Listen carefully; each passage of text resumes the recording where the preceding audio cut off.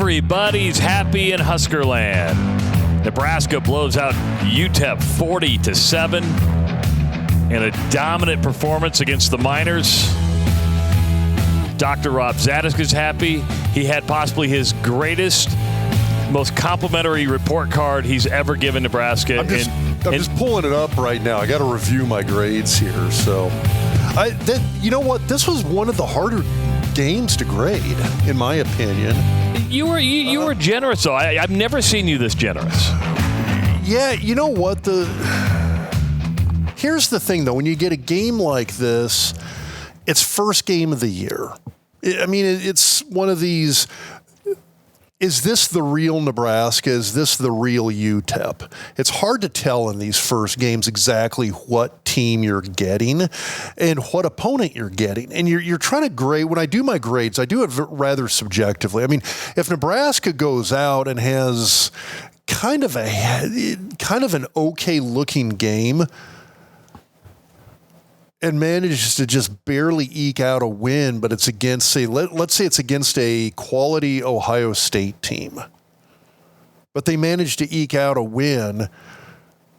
Those grades are going to be, I'm grading on a curve. Those grades are going to be a heck of a lot better than you might think, depending on what product you saw out on the field, or if you just look at the stat sheet.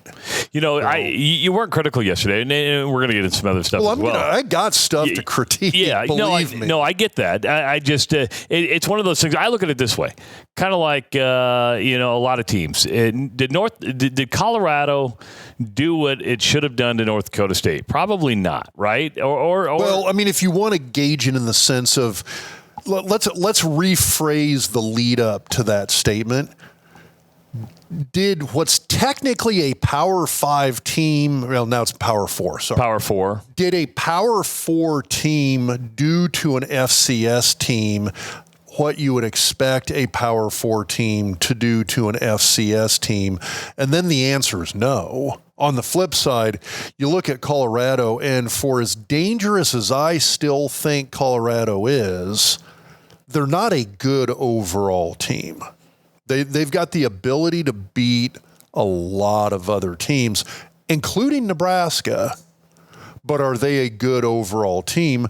No, they're not. But you also have to scale North Dakota State as well, too, because you've got an FCS team that's got a bucket full of wins over true Division I teams and hangs out in the semifinals or finals of the FCS playoffs almost every single year. That's true, but let's look at some of the other Power 4 teams. I mean, Ole Miss dismantled, I think it was Furman.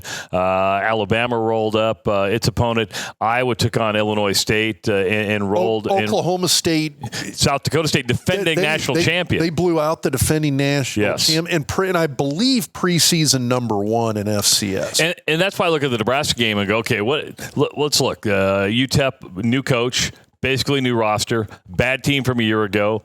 Nebraska covered the spread. I'm impressed by Walden though. He's got the whole row the boat PJ Fleck sideline mentality. Yeah. But I think they've got a really good coach there. I think it's going to be a couple years before they're competing in their league. But I agree, but it's one of those. What I saw on Saturday out of UTEP was a step in the right direction for that program. When they played at a fast pace, when they were moving that, I mean, they were able to move the ball. We'll get into that because I wouldn't be surprised if Colorado does that. You've got a glass there. What are you drinking out of there? We don't have beer today, do we? No beer today. No, I'm drinking coffee. It's still Sunday morning, technically. It's technically Sunday morning. You are correct. Yeah, I cannot wait to start drinking beer again. I'm almost to my maintenance weight, and I think what I'm going to do is I'm going to save my beer consumption for the podcast. But you could do we talked about this last week, the whole vodka thing. How much actual complex carbs are there in vodka? And it's like nil. Yeah. I mean, you could come up with a whole slew of fun vodka drinks. What I'm hearing you say is that I can come up with an excuse just to drink. You could come up with ways to drink. We all have our excuses. Yeah, but I like drinking beer with you. You know, I mean, I do. See, my problem is I love beer, Because beer's complex. Now, I'm not talking about Bud Light or Coors Light. You're talking scientifically. Yeah, it's taste-wise, the way you make it, the flavors. There's layers of flavors within beer. It's complex. You can't just it's not like wine where I'm just going to throw grape juice in a jar or a barrel and come back some period of time later and it's wine. Beer requires cooking. You gotta cook it. And you may not know this about Rob. He likes to cook. In fact, I do. I said, "Hey, do you want to record early today?" He goes, "I just threw bacon on the grill. I just threw bacon." And you're redoing your kitchen, which is yeah. So it's one of those. Yeah, everything's getting cooked on a grill, but I mean, I'm getting pretty good at the bacon on a grill. So now, do you put it on a pan and some tinfoil, or you just throw it straight on? Okay. So I'm classically, we talked about this on the podcast. So historically, the way I've always done bacon, cookie sheet oven, 245 to 265 for like an hour and a half. Okay. And it'll never burn, and it'll come out just like, it's the most delightfully crispy bacon you will ever freaking have. It's never overcooked. So this is an interesting thing. Do you ever watch? So I'm trying to do that on a grill now, but the heat direction, the heat flow, the convection, all of it's way off. So like the first time I did it, I put the cookie sheet on the grill, got the two side burners on either side going, got it up to like 275. And I come back like 45 minutes later, and the bacon's like barely warmed through. It's raw. So then I realized, I got to get some heat circulation around it. So I got a little stand. I put a stand underneath the cookie tray, raises it up inside the grill. And now it's one of those, now I'll go like 245, 250. And it's only taken like 40 minutes to completely cook it to where it gets to that super crisp. So do you ever watch Dave Portnoy on Barstool? He does the... Nah, the guy drives me. I get that, but I'm into his pizza reviews because he's... Okay, that's the one good thing I do like about it. I kind of dig the pizza review. Because he likes the New York style, but he doesn't like it floppy and greasy, right? So I'm taking it you like your bacon crispy. Yeah, and I like my pizza crust crispy. Like if I reheat pizza, it has to be done in an oven. I can't do it in a microwave. And the reason I bring that up because Owen's been telling you to get the Blackstone, right? Yeah. Now you can't get Owen. Can you get crispy bacon on the Blackstone, or is it more greasy, or just you can get crispy? All right, I didn't know that because I would have thought it was just been like a little more greasy as you're just kind of frying it instead of like grilling it. So, but there's ways to do it. What I hear you saying is that you're a scientist and you're figuring out, ways to make this perfect. Yeah, I've only completely trashed one package of bacon. Oh. Otherwise it's and when I say this is over like a few weekends here, so but I've never been invited to your house for bacon. I'm just saying, never been invited to your house for bacon. You're here working. I know, because I had to get ready for this thing. We've got the podcast to do. We've got the Doc's Diagnosis presented by Centris Federal Credit Union coming up. You can check those out on our YouTube channel on Monday and Tuesday. We're going to be taking a couple plays from Nebraska, one play from Colorado as you get ready for the Colorado game. And so make sure to subscribe to the YouTube channel. We picked up over 100 subscribers last week alone. If you have not subscribed to the YouTube channel and you're watching right now, just hit that subscribe button. You're going to be able to get our content as soon as it comes out. You're going to be notified when it's there, and it makes it a lot easier to find. And, of course, the more subscribers we get, of course, the more that helps the channel grow and our content grow through people who don't subscribe, so we can hopefully pick up some more subscribers. And if you're listening on Podbean, Spotify, iHeart Podcast, Apple Podcast, hit that subscribe button because, again, the more people that subscribe, the more it's able to get out there. And, well, we like to think this is a pretty darn good podcast, all right? So go ahead and help us out and hit that subscribe button. If you are looking for a new pair of shoes, now Dr. Rob and I are not wearing our G-5s today. We're in shorts and flip-flops. Summer's coming to an end. It's like we're trying to wring the last little bit out of summer gear that we can. So I've got flip-flops on, but when we're not wearing flip-flops, we're wearing G-5s. And Gravity Defiers are really, really comfortable shoes that are great for your feet. Their Verso shock technology aligns your body, provides superior shock absorption, and a trampoline-like like energy return. G-Defy offers soles and styles for any activity, plus 2 free orthotics. That's right. In fact, my daughter, Mary, who lives in New Orleans, she took her free orthotics and put it into her other shoes. So she's got her pair of G-Defys, and she put her orthotics into her other shoes as she's walking around New Orleans. It's been amazing for her. G-Defied. Yeah, she has, and she's a firm believer now.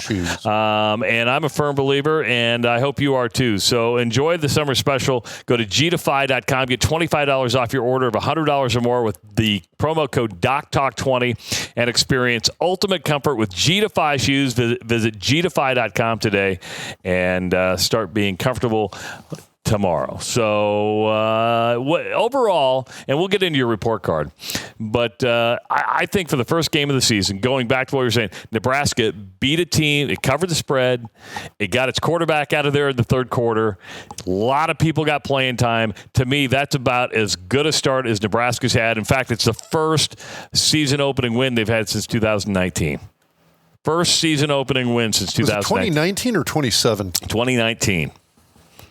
2019. I've got the game notes right here, so I'm looking at it. Just making sure. Okay.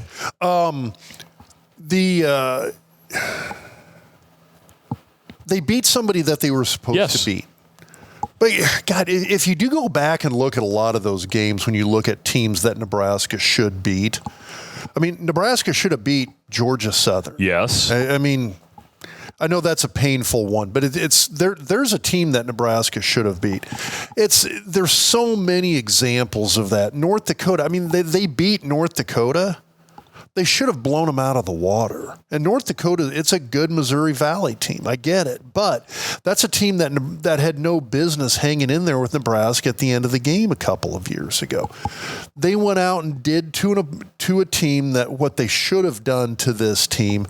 It was one of the cleaner games I've seen, both in terms of penalties. Now, they did have penalties. And in terms of turnovers, which I told you. Yeah, I know. I took what was the over-under on turnovers? 0, wasn't it? No, I think it was probably 2 or 3. I'm the one. Here's where I was wrong. Because I said they're gonna have a turnover, and they did. It's some of these culture things are hard to avoid, and I feel bad for Dowdle because it's one of those. He's on the pine for a while now because they talked about that. The coaches have said, if somebody turns the ball over, they're yanking them, and there's going to be a punishment. Here's what I'll say. I was wrong, and I'm wrong a lot, so that's no real big surprise because I said there would be no turnovers. There was one, and Nebraska only had 3 penalties. But in the overall grand scheme of things, based on previous history, that's about as perfect as it gets. That is a clean game by Nebraska standards, and they needed to have a game like that. And I do think, honestly, blowing UTEP out like that, I still don't think UTEP's a bad team. They were better than I expected given the number of losses of personnel. We talked about this last week. They lost a lot of guys to the transfer portal. They actually lost a small handful of NFL guys. And they had a huge number of portal guys come in. You got a new coach, new system. That's a setup for disaster. You either see a remarkable turnaround or you see a team just absolutely have a tanked season when you have that kind of setup. And I actually thought they looked very good.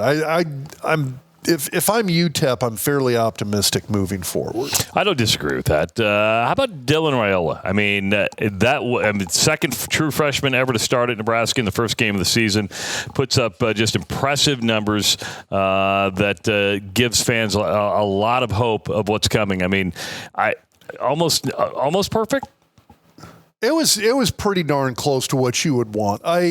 When I say what you want, it was pretty darn close to what I think. 19 of 27, 238 yards. Longest was a 59-yarder.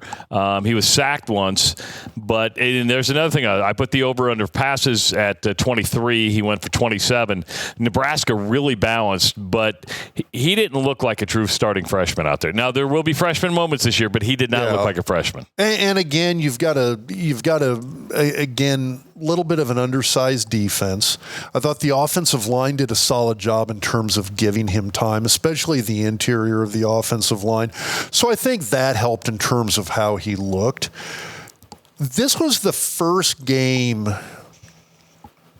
in a couple of years probably, where it's like you sit back and you're legitimately sitting there going, okay, I'm not just absolutely clenching my fists every time we drop back to pass. I mean, every time Nebraska's passed, even with Adrian, even with Casey Thompson, there was this worry that, oh, God, here comes a pick.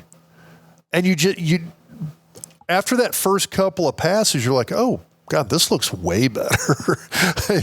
You didn't have that, oh, God, he's going to throw a pick here. Now, there was a couple of times he tried to thread the needle, and it came close. But you're going to have those, and I think every good quarterback is going to have to take a few chances here. The play that I thought that really stood out to me, there was a play early in the game. It was in the first quarter.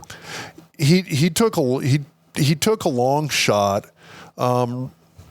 Receiver was diving into the end zone, and the ball just went through the receiver's hands. That ball was immaculate. It could not have been a better placed ball. It was right where it needed to be for the receiver to make the catch, going into the end zone, and the receiver just didn't make the catch. The ball was there. And that's about as spot on as you can get. And when I saw that, I mean, it's one of these things, I'm celebrating an incompletion, but it wasn't the quarterback's fault. It was, in my opinion, about as perfectly thrown pass as you could for a long downfield pass. His touch is really, really good. I'm probably a little more impressed with him than I thought I would be, even with all the hype he had coming. So he plays one possession in the third quarter. Do you wish he would have played more, or was that about the right amount of time? I think that was the right amount of time. I thought, okay, well, I mean, if you look at the stats, he had, 25 throws? 27. 27.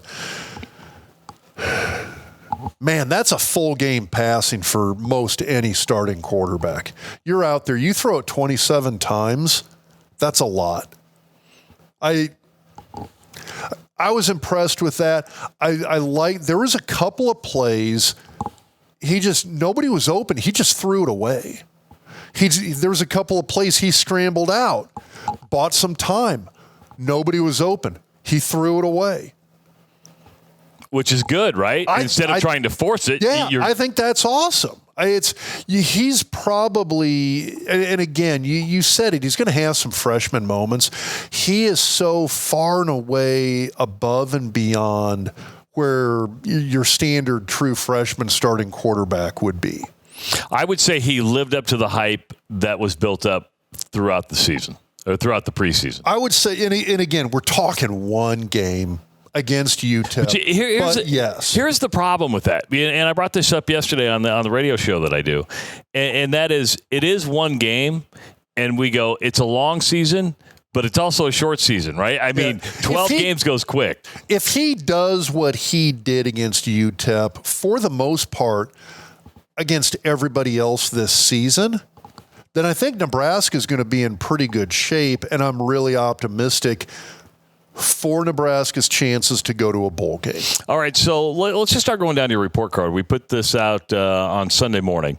We were a little late getting it out, but this one kind of surprised me. Nebraska ran for 223 yards yesterday. Very balanced as they went over 500 yards for the game. But you gave the running game a B-. Why did you do that? The fumble knock him down to a B-. Why did you give the fumble was one. I thought you saw, when we talk run game, this is the O-line performance plays into it, the running back performance plays into it, and I got to double check with you on the Doc's diagnosis plays, but we had there was one play that they ran, I think it was the first drive, second quarter. Nebraska had a third down. They failed to get it. Yeah, we're not showing it, but you brought this one up. So they went for it on fourth down. Did not get it on fourth down, but UTEP had a penalty that gave Nebraska the first down. So I'm trying to tee it up for people so they understand if they want to go look for it. First drive, second quarter, Nebraska's driving. They get stopped on third down, go for it on fourth, don't get it on fourth, but UTEP has a penalty that gives them the first down. It's the third down play that they don't get. They ran a zone blocking play to the left. there was a massive cutback lane inside to the right.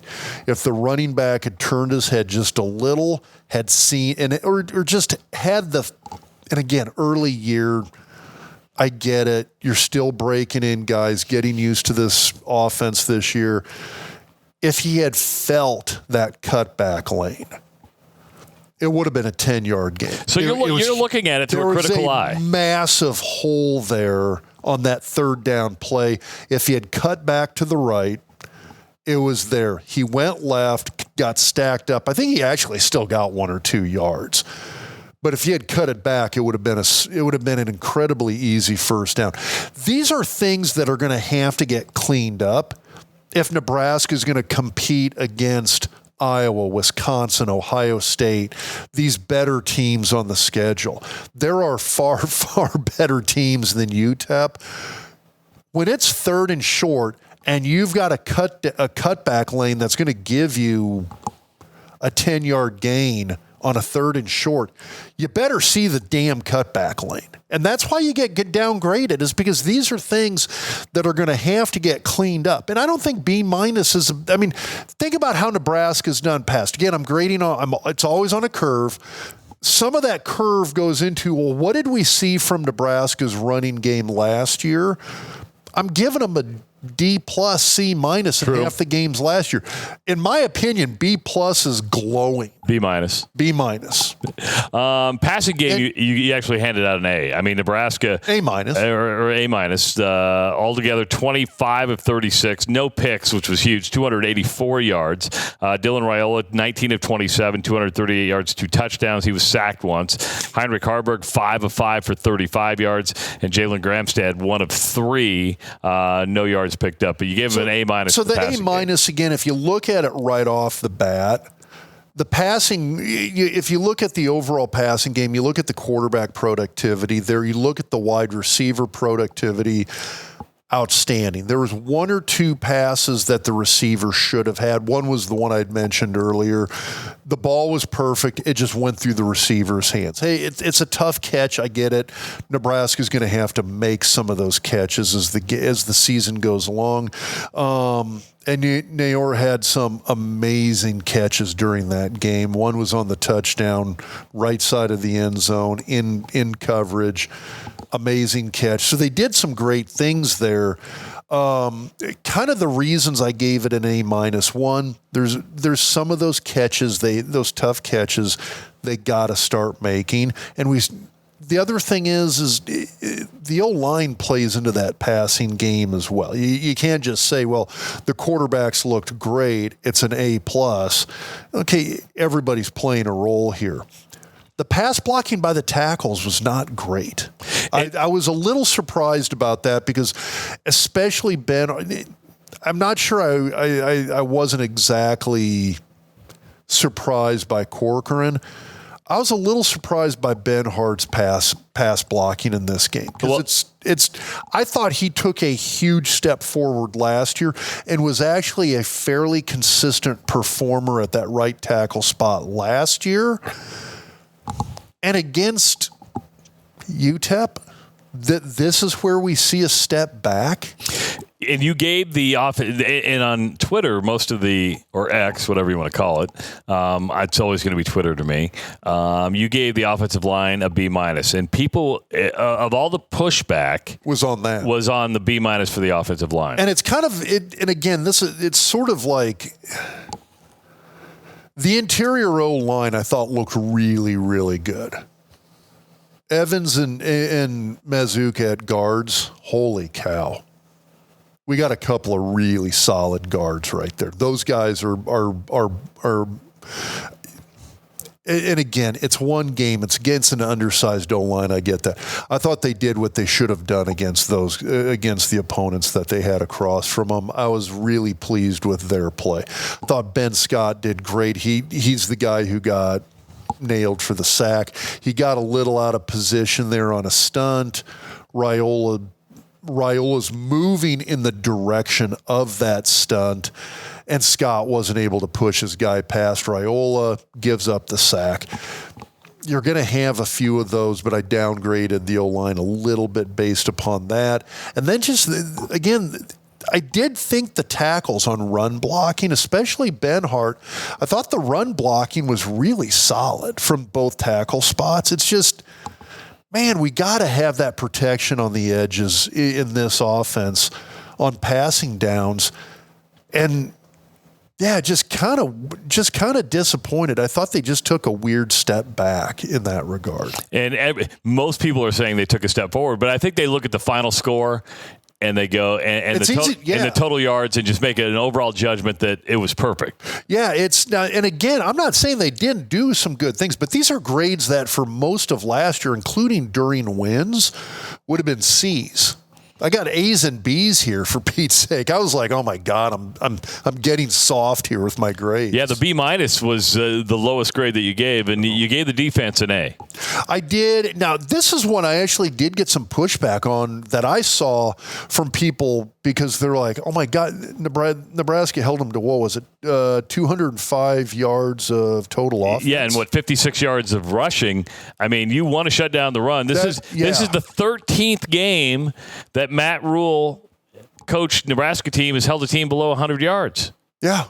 I mean, that's pretty amazing. That's pretty amazing. And it is. And I mean, I probably could have given them an A+. The only thing is when they went up tempo, there was the one touchdown drive they had. You're going to have teams that try to do that to Nebraska as the season goes along. You're going to have to figure out how to stop that. When you're kind of back on your heels a little bit, you're going to have to figure something out to get a stop. You can't give up a three-play fast tempo touchdown series like that.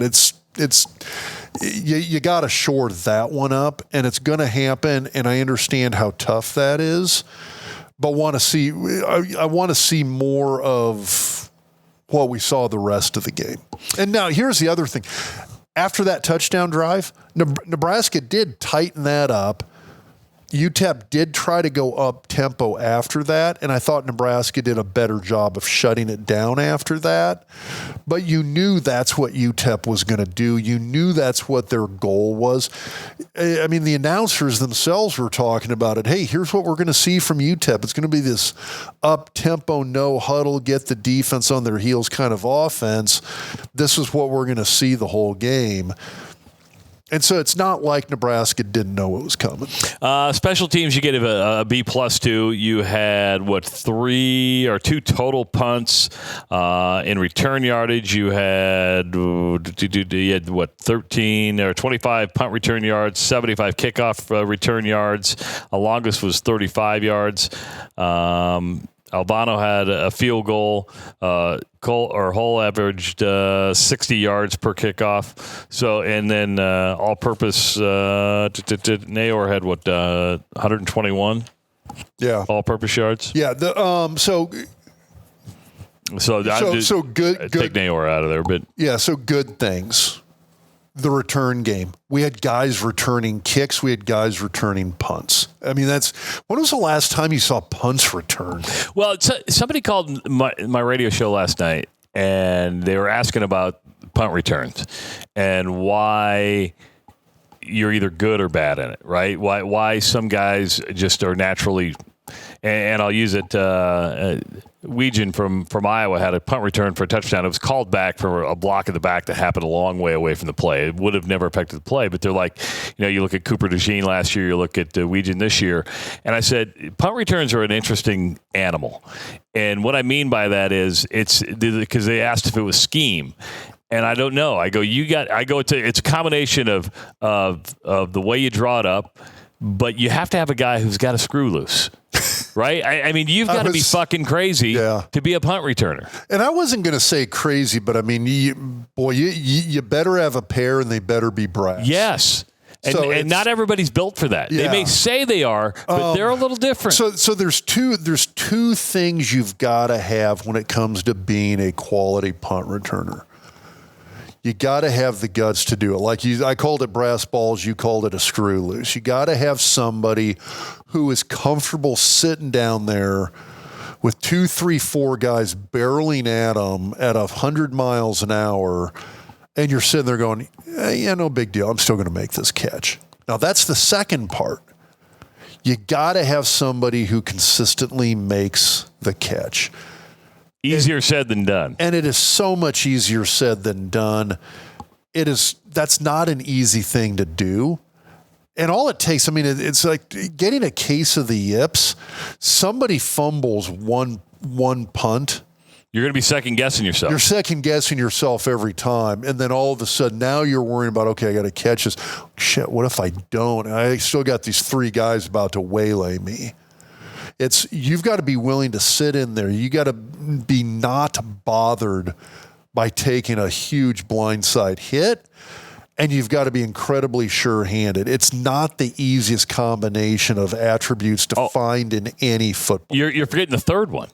And that is you got to be faster than shit. Yeah. Yeah. I mean, you got to be an athlete. Yeah, you got to be able to move. Yeah, and you've got to have that first 3-step speed, and you've got to have breakaway speed. Yeah, and it's hard to find. And I think Nebraska's got a couple of guys this year that are willing to do it, and I think are going to be pretty good at it. And here's the thing with punt returns. You don't have to be great at it, but if you're okay at it, it makes a huge difference for the team as a whole. Like, I mean, catching a fair catch every time versus catching it, and then getting 7 yards. That's huge. It makes a huge difference. Now, so, I mean, that was big. The kickoff returns were big. You saw a lot of times guys just letting the ball go into the end zone last year. You saw a lot of guys taking a fair catch. This year, they were like, screw it. I'm inside the 5. They're catching it. They're going. Now, there's some teams that are going to be better coverage teams than UTEP, and you're not going to be able to do that against. And I understand it, but I mean, if you can catch it and get it out to the 25, get it out to the 30, it makes a difference on that kickoff team. But you don't have to have as much of a screw loose on a kickoff as you do. No, you got way more room. A lot more room. What's the hardest one to find on a punt return? The screw loose? Because you can find speed, but doesn't mean that it's the screw loose. It's the guy who's willing to not call a fair catch, knowing, okay, this is going to be close, and I'm going to get hit, and I'm fine with that. Yeah, because what is it, a 1 yard or 2 yard cushion you got to give? Yeah. But that's not much. It's not much. Yeah. So the downgrade on special teams, you had the kickoff out of bounds from Alvano, and that's something that he's going to clean up. I understand he was probably trying to do a directional kickoff. It bounced out of bounds. You just spotted the opponent 10 yards. It's a 10-yard penalty. And if you look at it that way, that this was a 10-yard penalty, or it's the equivalent of giving the opponent 10 yards on first down. So you just gave them a free play, and it was 10 yards. That's damage to your defense. You just spotted the opponent 10 yards. That counts, and I'm harping on that 10 yards because it does count. Those things can add up, and in the past, penalties like that, mistakes like that, have historically, and I mean, I'm saying historically, over the last 5-10 years, have added up for Nebraska having losing seasons. Mistakes like that add up. You have, against a really good opponent, one kickoff out of bounds. You know, I'm going to back up here. Hold on.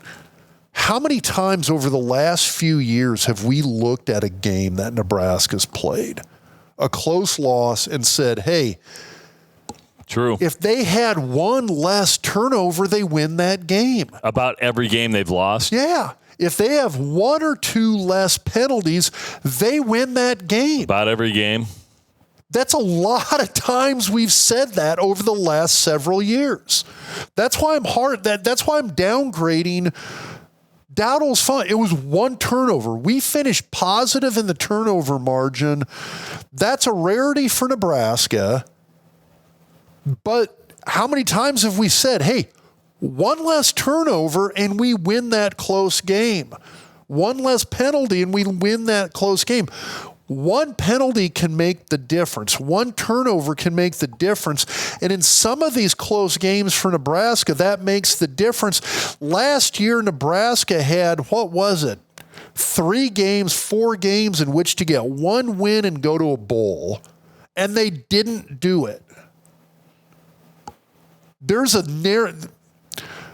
until Nebraska gets 6 wins under their belt, that bowl game, making that bowl game, I'm going to consider it. It is a narrow margin, and that narrow margin could, in a good game against a solid opponent who 2/3 of the schedule is at worst solid, is the difference could be that one penalty, that one kickoff out of bounds, that one fumble could be the difference. And if Nebraska doesn't take that seriously, and I think they do, Dowdle fumbled. He was running well yesterday. One fumble. He doesn't get a carry after that. They take it seriously. Because you have to send the message. Yeah, you have to send the message. And I do think they're taking it seriously. I do think they're trying to send a message with that.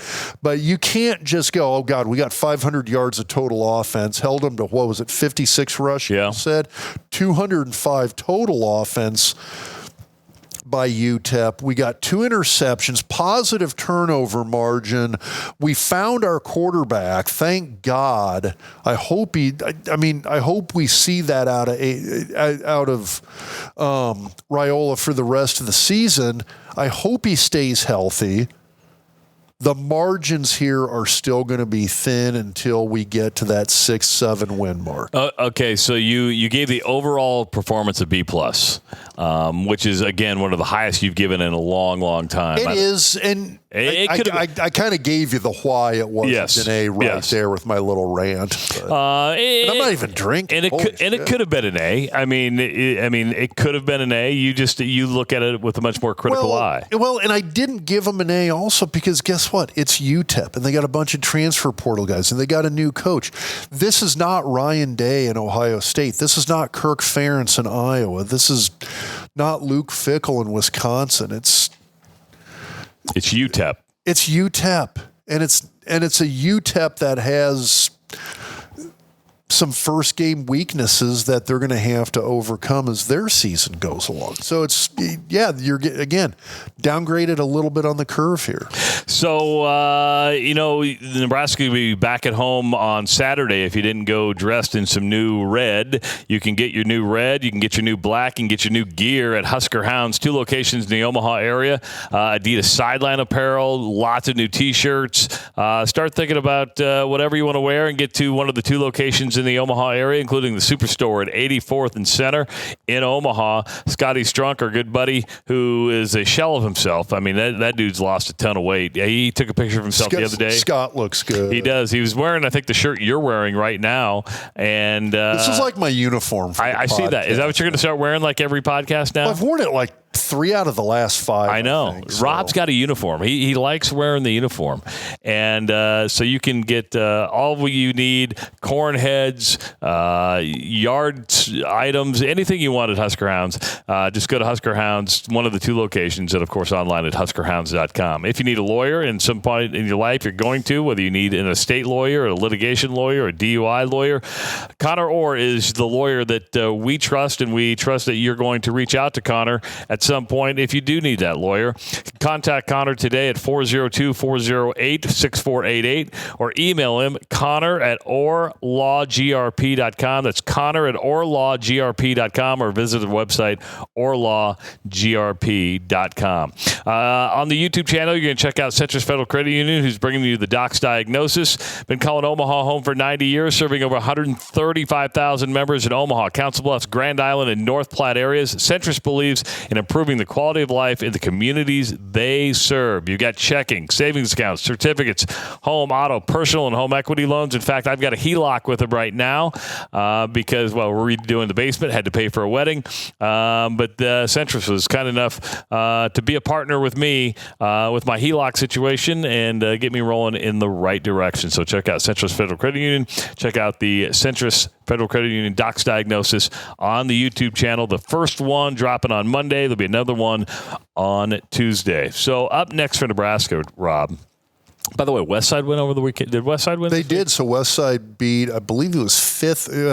There's even high school football now. Yeah. There's like multiple polls.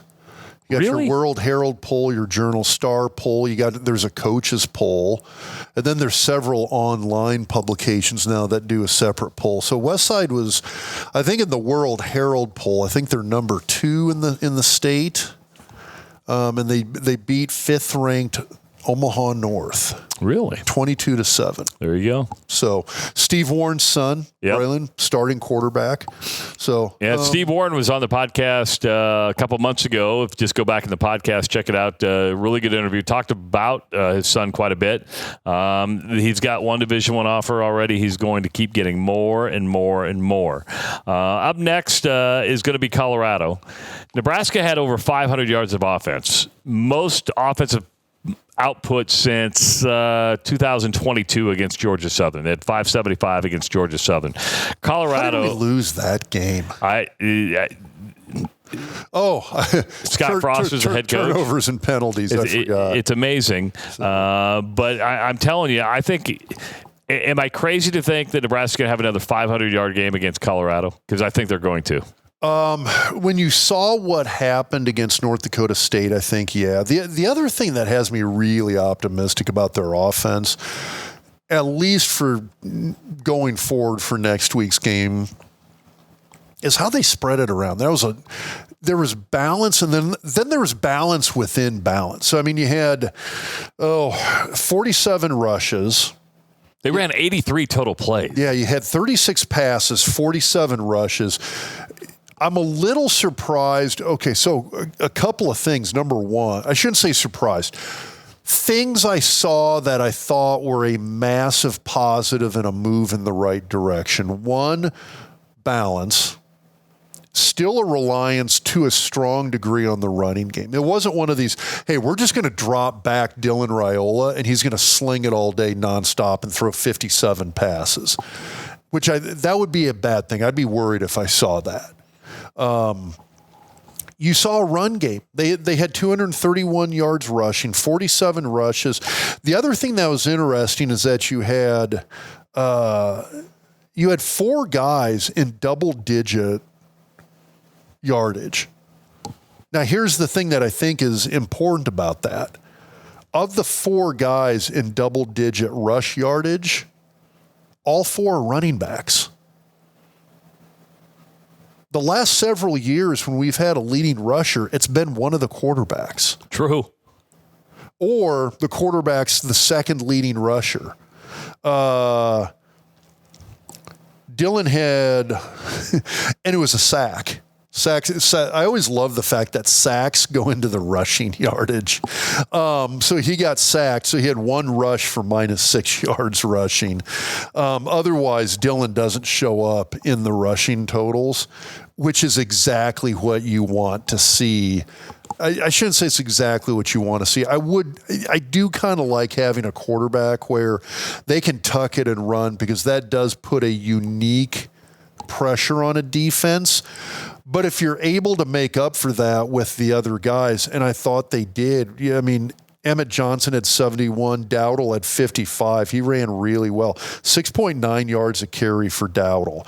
He had the fumble, and I think that's what kind of killed him after that. But Ramir had 50 yards. Gabe Irvin had 24.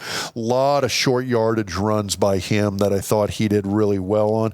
And Maurice Mazuka had 5 rushes for 9 yards. But then Harburg was the 6th leading rusher for Nebraska, 2 carries, 8 yards. So it's balance within balance. Yeah, you're spreading the load, and the four leading rushers on the team are all running backs.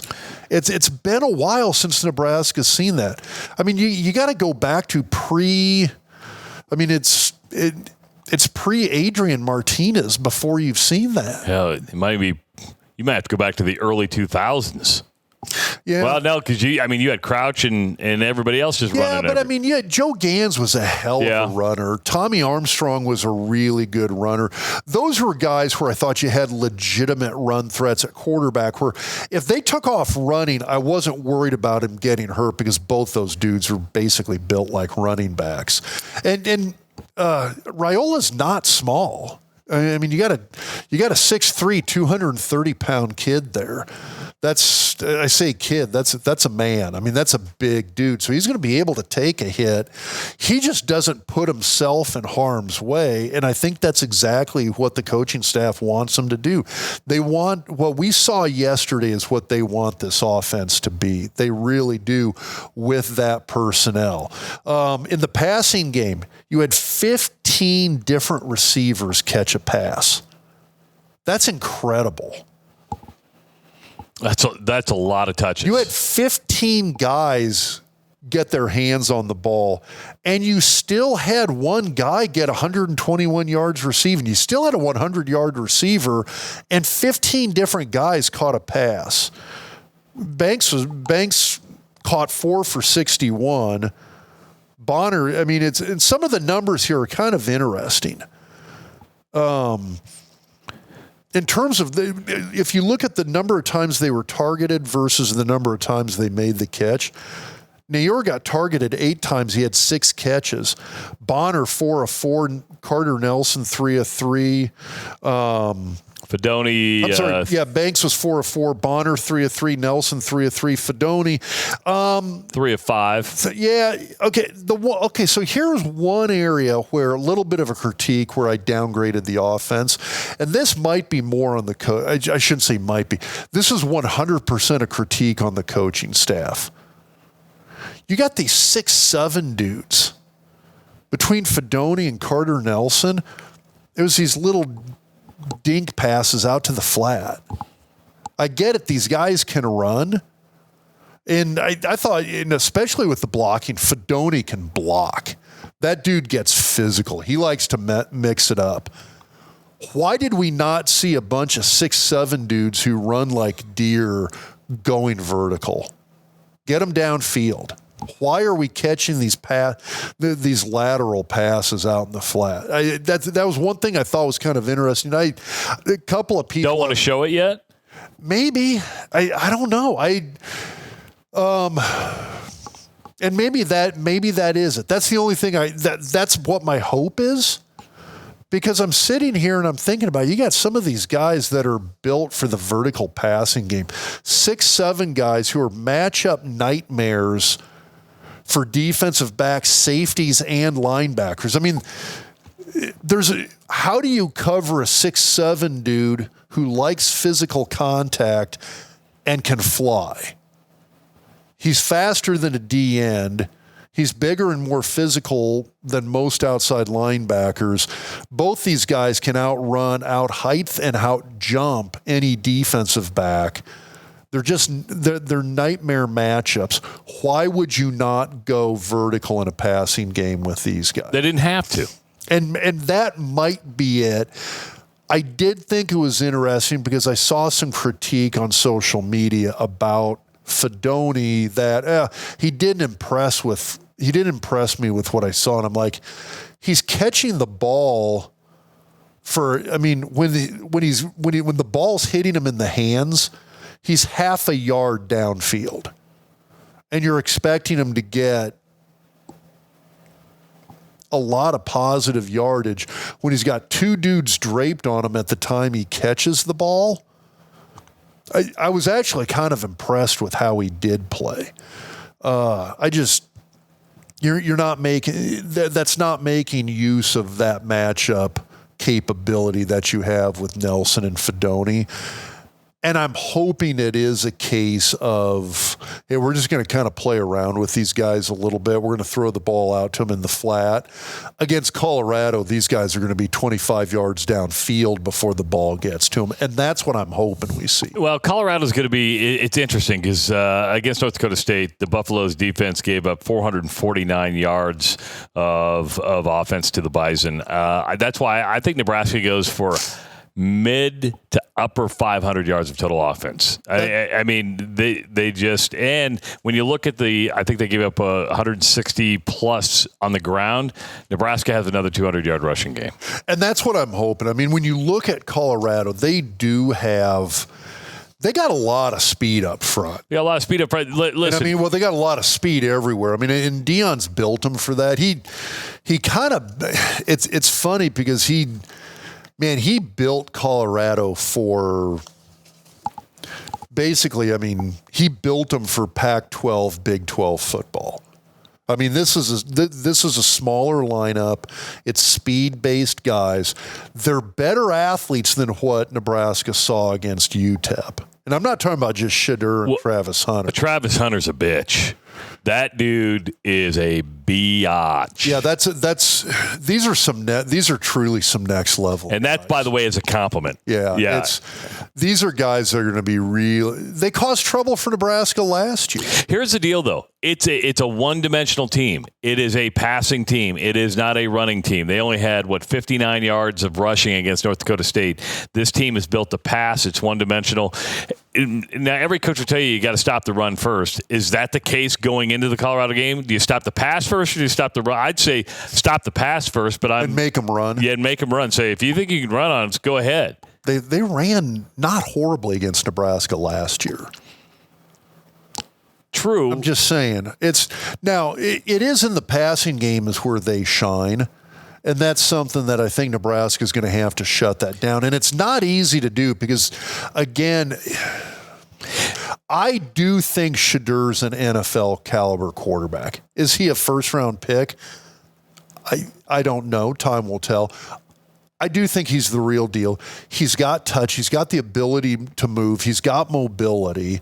He improvises so well, and we take a look at it in the diagnosis. I mean, his vision and the ability to adjust is really impressive. And again, he's got a pair of brass ones. I mean, he got hit a lot. He got hit a lot, and he doesn't flinch. He'll set, plant, and throw knowing he's going to get waylaid. And North Dakota State got a lot of hits on him, and I was really, really surprised by his composure play after play after play in that game, especially when you look at what he went through last year where he got just destroyed last year. He got hit so many damn times last year. The guy doesn't flinch. He's the real deal. And I truly think that Nebraska is going to have to get a lot of pressure on him. They're going to have to get hits on him. They're going to have to get actual sacks on him. And that's something that's hard to do because he is mobile enough to avoid the sack. He's still going to get hit, but he doesn't mind standing in there and getting an accurate ball off knowing that he's going to get hit. Can two guys beat you? And you're going to say, well, they did last year, but this team's better. Last year. But if Colorado only runs for 59 yards against Nebraska, Colorado's not winning this game. It's not. I don't think so, but I've been surprised before.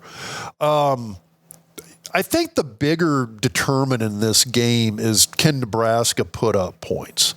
If Nebraska can consistently score points, not have turnovers, then I think Nebraska can win this game.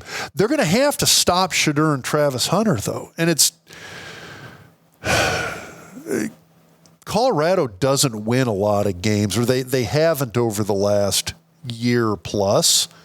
I mean, their win against North Dakota State was their first since last October. Yeah, but when they have won, it's been because of Shadur and Travis Hunter. So they're going to have to. Nebraska's going to have to shut those two guys down at least a little bit. Now, you mentioned you don't think Shadur he may or may not be a first-round draft pick. Travis Hunter's a first-round draft pick. He might be the first pick in the draft. That guy is amazing. And a couple of people have commented that it's like, okay, yeah, but he's not going to be able to play both ways in the NFL. Probably not, but there's guys who have to a degree.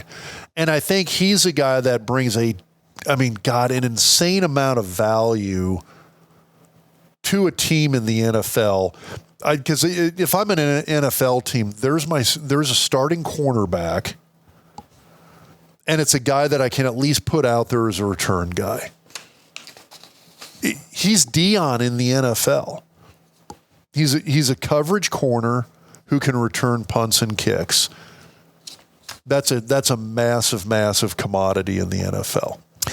What do you think of this rivalry game? Is it what it used to be? God, I do not want to fucking lose to these guys again. Holy shit, dude. Well, that was pretty blunt. Yeah.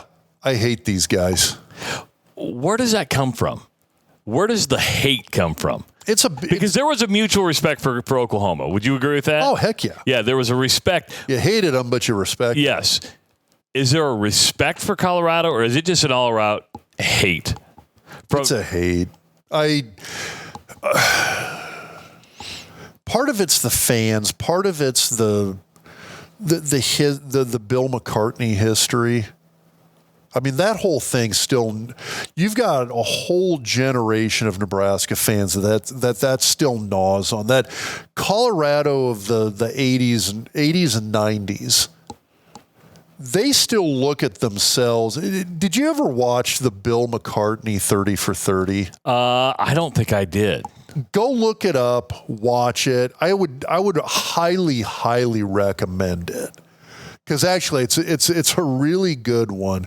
What's interesting about it is I think Bill McCartney in his time at Colorado went like 3-8-1 against Nebraska. It was something. I mean, it wasn't great, right? It was pretty bad. His record against Tom Osborne, like I said, I think he won in, I think it was 86. They won in 86? Yeah, total upset win in Boulder. Couple of horrific officiating calls. The 86 game and the 91 game, it was literally like a bunch of Colorado fans mugged the refs, donned their uniforms, crushed a case of Coors Light, and then went out and officiated the game. Watching 86 and 91 officiating. It was horrible. But they won in 86, and then I think it was 88, and then I think it was 89 and 90. So 89, 90, and 86. Those were the three wins. They tied in 91. Should have won that one, but again, just some. And the best team of that 94 that was a good team. Cordell Stewart, Rashawn Salam, you guys dominated. I did the math on that once, and it's something like if you include special teamers and some guys like some nickelbacks, it's not the band, the football players. It's like 23 out of 22 starters made it to the NFL off of that 94 team. Wow. It was insane. And they were Pro Bowl caliber guys too. So but I think it goes back to that. You got this team that, I mean, if you go watch that, and that 30 for 30 on Bill McCartney, it's through the eyes of Bill McCartney and the Colorado players who played for him. And if you watch that 30 for 30 through their eyes, you would have thought that they absolutely dominated the conference through the latter half of the 80s and through the first half of the 1990s. Like if you're looking at it, you walk away from that 30 for 30 going, oh my God, these guys absolutely owned the Big 8 conference. And I'm going back and I'm like, okay, wait, hold on. You guys were like 3-8-1 against Nebraska. You only had 3 wins versus Nebraska in a dozen years. In over a decade, you only managed 3 wins against Nebraska. Kind of like Kansas State, right? I mean, Kansas State. I mean, Bill Snyder worked a miracle at Kansas State. They did, but I don't think if you go to Kansas State and you talk to their fans, you talk to anybody within that program who's been with that program a long time, and you ask Kansas State, hey, the Bill Snyder era, did you guys absolutely dominate the Big 8 conference? And they're going to be like, no, we were a good, solid team for that latter part of the Big 8 and the first part of the Big 12 era. We were a good, solid team in that era. You go to Colorado, you talk to their coaches, players, fans, they're going to tell you, now we absolutely owned that league. And it's like, no, you really didn't. Nebraska did. And when Nebraska wasn't owning it, Oklahoma was owning it. Yeah, you snuck one in every now and then, but it wasn't consistent. Yeah, you had a couple of conference titles and a national title in this little snippet of time when you had Darian Hagan and Bieniemy and Joel Steed and that crew of guys. So the rest of the time, you were playing second fiddle to Nebraska. And that bothers Nebraska people, and it bothers me, and I understand that, and I understand it's probably kind of petty. No. But here's the thing. I alone have more conference title rings than anybody who ever played for Colorado. There's your mic drop right there. There's your mic drop. You alone have more conference title rings than anybody who ever played for Colorado. One guy. If you were in my recruiting class, we've got more conference title rings than anybody who ever played for Colorado. So it's more of an attitude that you hate. Yeah, but it permeates the fans and it permeates the media. I mean, it's like, dude, Woody can still go take a flying you-know-what. You're talking Woody Page, right? Yeah, screw that, dude. I mean, it just... They became all homers. It was just nothing he said ever added up or made sense. I never took you as a hold a grudge guy. You're kind of a hold a grudge guy. A little bit with Woody. I mean, the guy still drives me nuts 30 years later. Is he still on ESPN's Around the Horn? Is that show still on the air? I don't watch ESPN anymore. Well, it's funny that you say that. I was getting ready for my game yesterday, and I had the Fox Big Noon Saturday on pregame show, and my co-host walked in and goes, "Good, you got that on and not ESPN." It's interesting how I think Fox has a much better pregame, and I'm a big Pat McAfee fan. So McAfee, and I think Saban did a decent job yesterday from what I saw. I think he said shit on the air yesterday, which I thought was really funny. Oh my God, I saw that and I was dying. I thought that was funny. Did he just say shit? Yes, I was like, damn, I'm going to, and McAfee and Saban, I think, are going to be a good team. The rest of the production, I like the Fox broadcast much more than I like the ESPN broadcast. Well, and I see the same thing with the NFL guys. It's a better overall product. It's more focused. Fox does a better job, both college football and NFL football, in my opinion, in terms of just focusing on the nuts and bolts of the game. You know who's really good? Urban Meyer's really good. He's dude. You can hate Urban Meyer.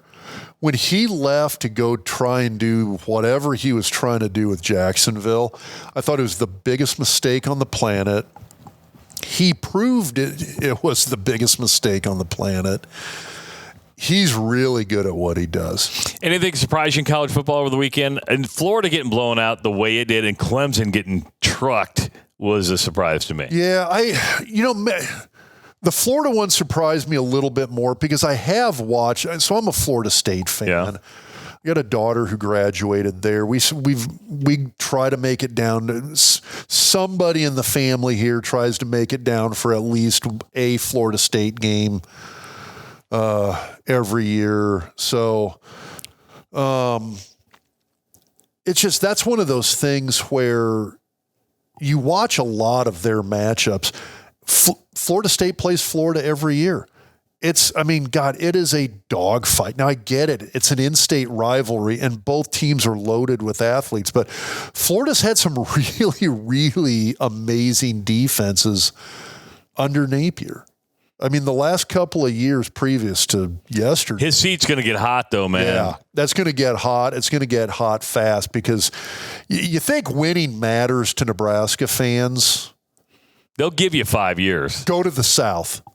It's a different animal. Go to the South. Go to the SEC. Go to Texas. Go to Florida. It's the leash is short. Notre Dame went to Texas A&M and looked good. That one doesn't surprise me. Doesn't surprise me, but that's a good road win. That's a quality road win. It is. I just think A&M's they're going to be. They're going to be cleaning up for a couple of years here. Well, Trev's going to be under the gun here because, I mean, either that or A&M's going to regret letting Texas into the league because A&M's just kind of like out there. They want to be. They want to be somebody, but they've never been anybody. Yeah, I don't know if they had as much say over in the SEC as I think people think they might have. I mean, you're not going to give one team right of first refusal. And when the SEC on the whole is saying, okay, we're seeing paradigm shift level changes in the conference landscape. is going and getting Texas and Oklahoma a net positive or a net negative? And it's definitely a net positive. Absolutely. You're going to do it, and guess what? A&M doesn't get to veto them. Yeah, I mean, when it comes to even brand recognition in the SEC, A&M is, man. I mean, Alabama definitely has a bigger brand. Texas has a bigger brand. Texas is a much bigger brand than A&M. LSU has a bigger brand than A&M. Oklahoma has a bigger brand than A&M. So they're not unique anymore. They like that uniqueness of it, but we're the Texas represented, the state of Texas rep for the SEC. Well, yeah, now you're really not. Yeah, so, the one that the Florida, you asked about surprises. Florida did surprise me. Clemson, I don't know if that surprised me. And I guess is Dabo going to start feeling the heat? Oh, I'd be shocked if he's not currently. Because a lot of people had just commented that I think he really tried to maintain sort of this pre-portal, pre-NIL mentality at Clemson. And I think he's kind of like that's a program it's a little Rip Van Winkle waking up all of a sudden going, oh shit. We got to play some catch up here. And when you look at how fast things have changed in college football just over the last 3-4 years, when you look at NIL and the portal and how that has shaped college football, if you haven't been trying to move and work with that in some way, shape, or form, it's going to come back to haunt you.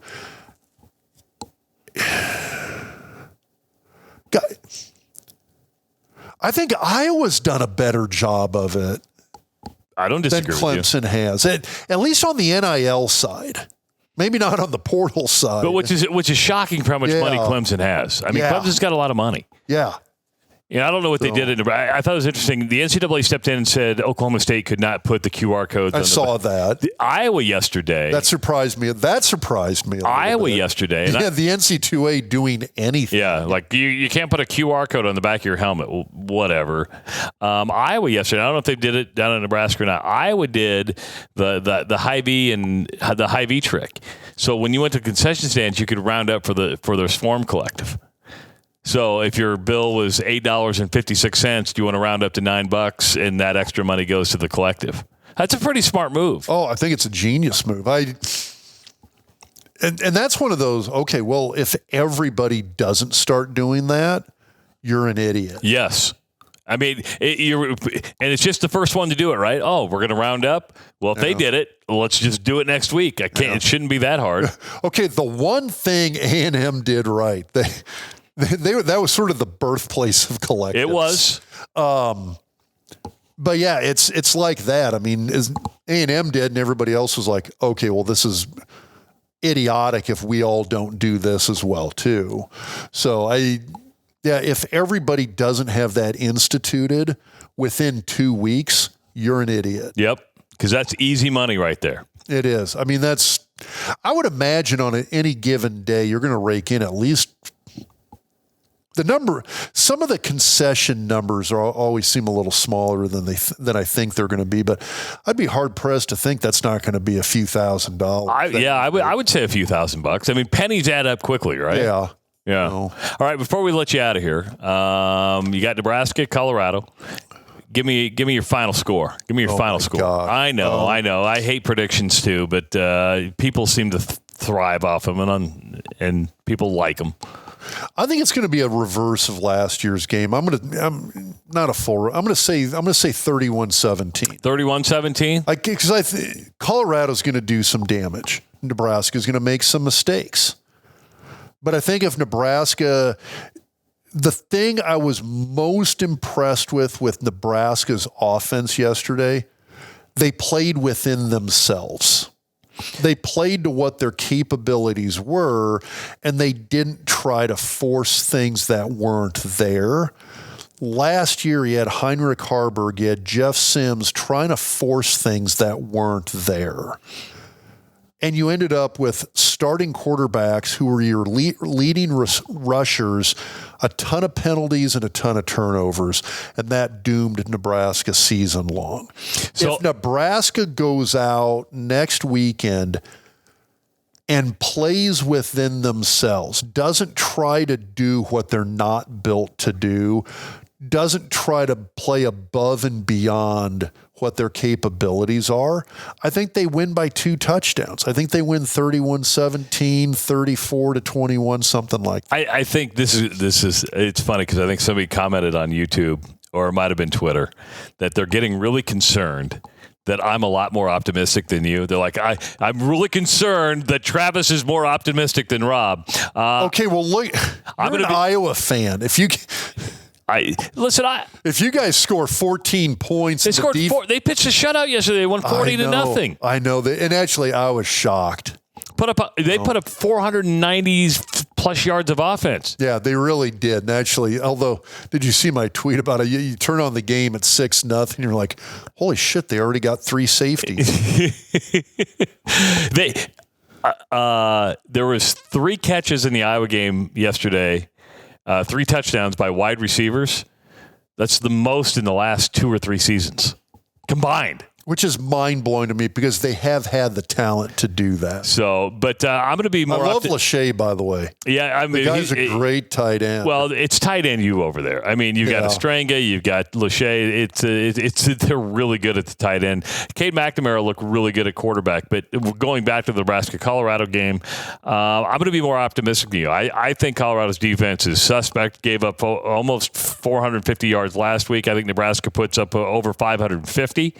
And if Nebraska only turns the ball over once and keeps it down to 3 penalties, I'm going to say Nebraska can win about 45-10.